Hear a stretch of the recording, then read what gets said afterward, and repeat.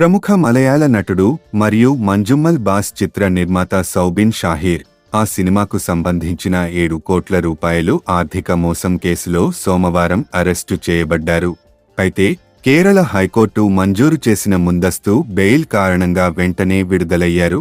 Manjummel boss చిత్ర నిర్మాణంలో 7 కోట్ల రూపాయలు పెట్టుబడి పెట్టినట్లు పేర్కొన్న సిరాజ్ వాలియతురా హమీద్ అనే యుఏఈకి చెందిన వ్యాపారి ఇచ్చిన ఫిర్యాదు ఆధారంగా ఈ కేసు నమోదైంది.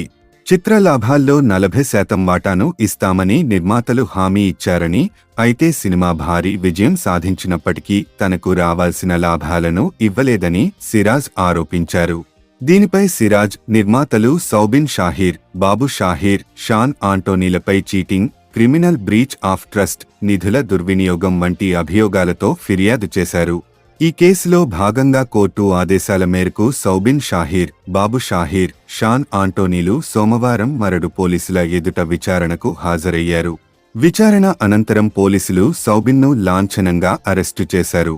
అయితే వారికి ఇప్పటికే కేరళ హైకోర్టు ముందస్తు బెయిల్ మంజూరు చేయడంతో అరెస్టును నమోదు చేసిన వెంటనే వారిని విడుదల చేశారు. విచారణలో నిందితులను కస్టడీలోకి తీసుకోవాల్సిన అవసరం లేదని, అరెస్టు చేస్తే వెంటనే బెయిల్పై విడుదల చేయాలని హైకోర్టు ఆదేశించింది. ఈ వ్యవహారం గత సంవత్సరం మంజుమ్మల్ బాస్ చిత్రం విజయం తర్వాత వెలుగులోకి వచ్చింది. ఆ సమయంలో ఎన్ఫోర్స్మెంట్ డైరెక్టరేట్ కూడా సినిమా ఆర్థిక లావాదేవీలపై విచారణ ప్రారంభించింది. ఈ కేసు దర్యాప్తు కొనసాగుతోంది.